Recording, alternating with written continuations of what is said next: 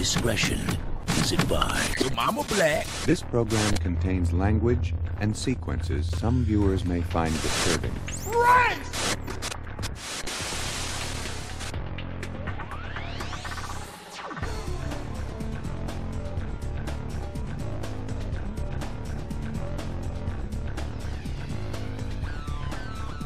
We begin tonight with a homeowner who says a Centerpoint contractor attacked her dogs. Good evening, I'm Grace White. We want to warn you, this video is graphic. This is from the home on Kingwood Drive near 59 in Northeast Harris County. Adam Bennett talked with his homeowner who says the contractor swung at her dogs with a wrench. Right in here where he got hit with the wrench, almost got his eye. A swollen jaw, concussions, and at least $2,000 in vet bills. He goes in Friday for surgery. The aftermath of a morning that 8-year-olds flash and shudder. Never bitten anybody. They're very friendly. And their owners are still recovering from. It was like the guy was swinging to kill. Mike Wilcox says around 9:45 the morning of March 23rd, a man claiming to be from Centerpoint Energy showed up unannounced in the backyard of his Kingwood home. Wilcox says his home surveillance video then shows that man hitting his dog, Flash, with a pipe wrench. You see the ripple right there? It's where his tooth went flying in the water.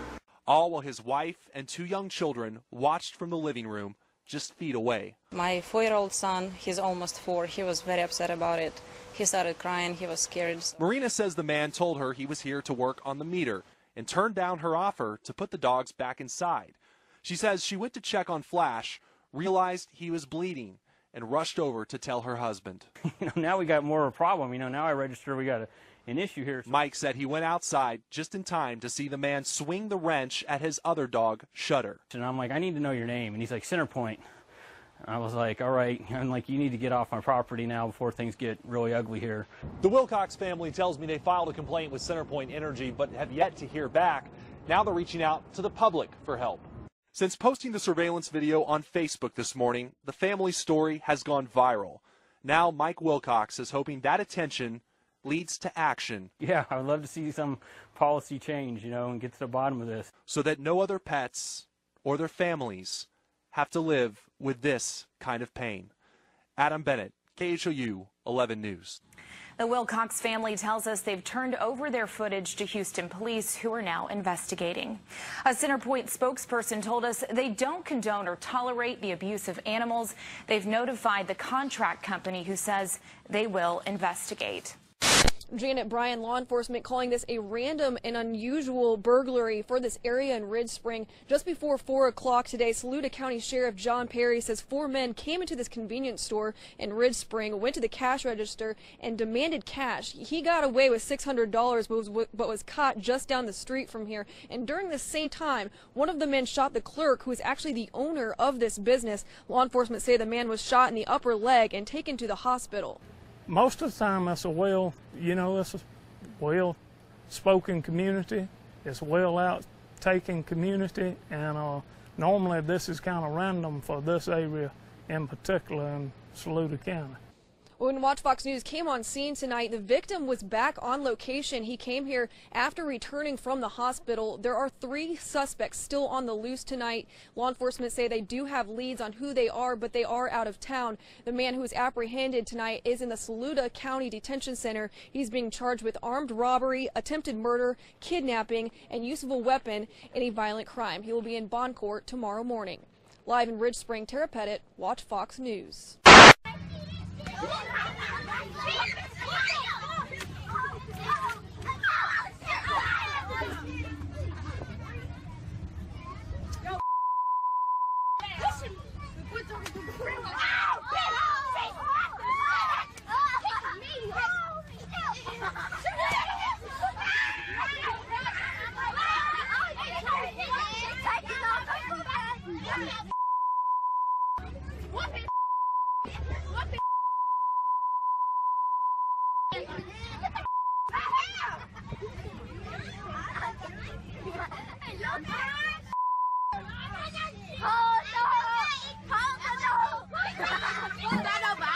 Breaking right now, police looking for the man who shot and killed an employee at a Walmart, leaving coworkers very upset this morning. That happened overnight at that Walmart on Lawrenceville Highway in Lilburn. Our Daniel Wilkerson live at the scene for us this morning. Daniel, what have you learned? Bobby and Gloria, I've been going over more of that interview that we shot with police overnight, and they say that it is highly unusual for a shoplifter to be armed. And so they say that this suggests that he has a violent past and or he was already facing other charges. Now, let's go ahead and show you a picture. This picture was taken from surveillance from inside the Walmart. Police want you to take a good look at it. They say that this is the man who shot and killed 25-year-old Jasrami Ferguson. Officers say he drove off in a dark red four-door sedan. They say that he tried to take 3 flat-screen TVs without paying for them. And when the loss prevention manager and another employee tried to stop him, police say the suspect shot the security guard. The suspect is about 5'9", 5'10" in height, medium build. At the time of this incident, he was wearing a gray denim button-down shirt and dark pants. He's bald. We're not quite sure. He may have facial hair, but we're not sure. He appears to be in his mid-30s.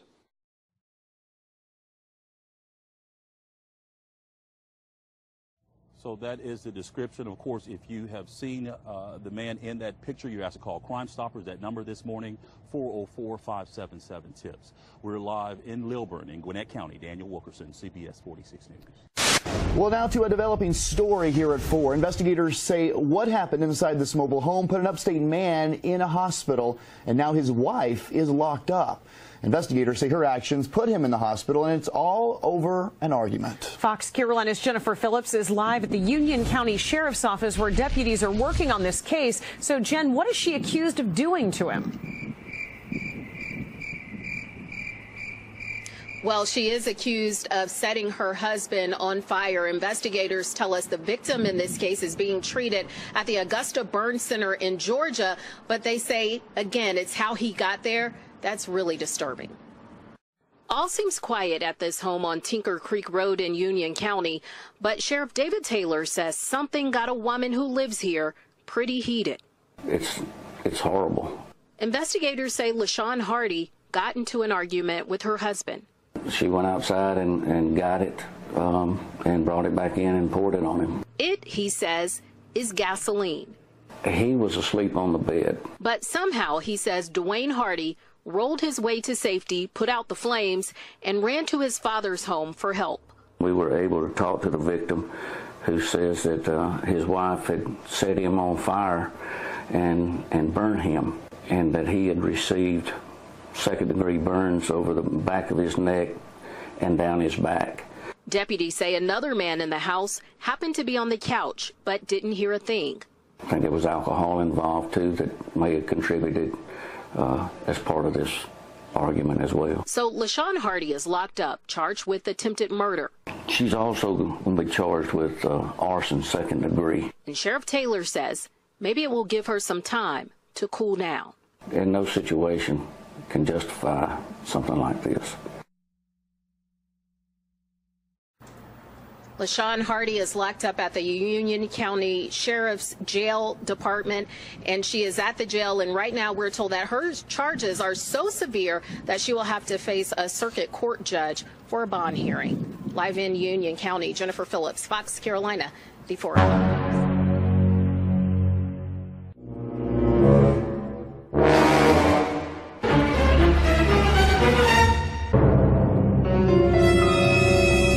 Because they were just too upset and distraught about what was happening to them. Beloit Memorial High School girls soccer coach Brian Deneau says some of his team's black and Latina players were run off the field last Thursday by racial taunts in Elkhorn. One of the girls, was kind of cradled in the arms of one of our assistant coaches for, a good 15, 20 minutes. The coach says the chants were things like "Trump build that wall." The Elkhorn School District confirmed their investigation found that 3 elementary-age students who were sitting near Beloit fans said "Trump build a wall." And later in the game, 2 high school students stated back and forth "Trump" 4 to 5 times. Whether they thought about the ramifications or what was said or the intent, it was clear that the interpretation was hurtful, and the students from Beloit were offended, and understandably so. It's not behavior that we condone or that we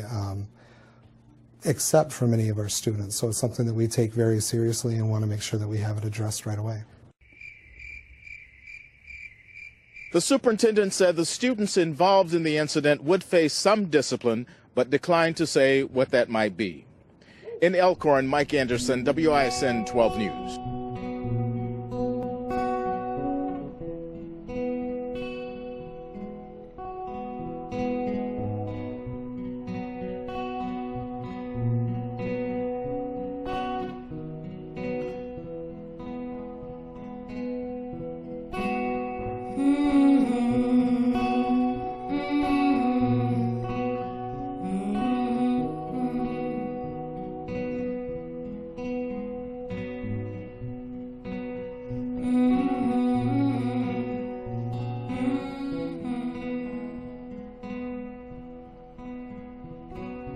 People downcast in despair see the disillusion everywhere, hoping their bad luck will change.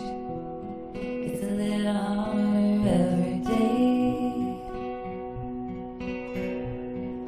People struggle, people fight for the simple pleasures in their life. Trouble comes from everywhere. It's a little more than you can bear. I know that it will hurt. I know that it will break your heart. The way things are, the way they've been, and the way they've always been.